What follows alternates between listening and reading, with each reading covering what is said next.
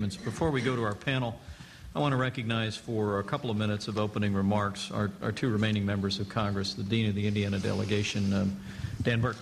Recognized. Thank you very much, and I really appreciate you holding this hearing, Mr. Chairman. It's tough to follow you. That was a great story about the plane. You know what really bothers me, in addition to what my colleagues have just said, and I don't want to be redundant, is the economic impact of what's going on right now. I would submit to all of you who are in the audience and anybody who might be watching this that you read a book called The Forgotten Man.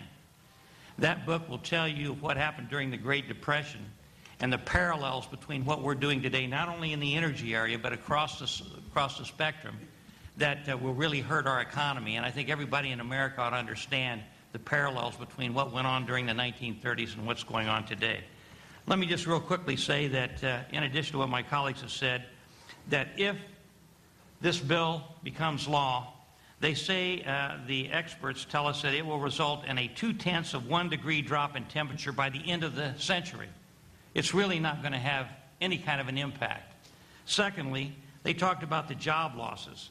The job losses are going to go up by 261,000 jobs per year to a total of 1.1 million lost jobs because of the cap-and-trade bill.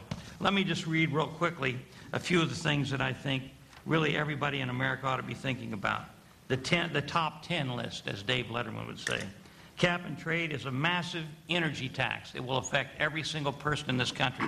The average family will pay between $3,000 and $4,000 more a year in expenses at their home. There will not be a direct tax to them, but the taxes will be passed on in the form of higher prices, higher costs, and the average family is going to spend between $3,000 and $4,000 more a year for energy. And at a time when we're suffering economically, we certainly don't need that to happen. Second, it will not make a substantive impact on the environment.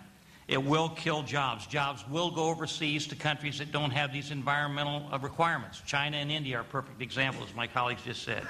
It will cause electricity and gas bills to go up very rapidly.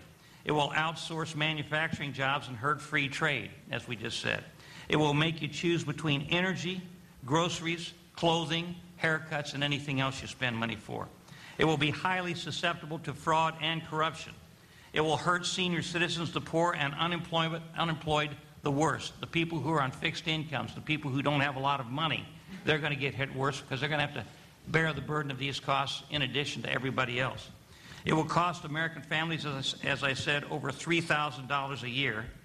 And if you doubt anything that we've said so far, President Obama admitted, quote, electricity rates would necessarily skyrocket, quote, unquote, under a cap-and-trade program, and that was in January of 2008. I think everybody that studied this at all understands this is really going to be a real anchor to the economy and economic recovery. This is the wrong time, the wrong place for this to happen, and I really appreciate you bringing this to our attention.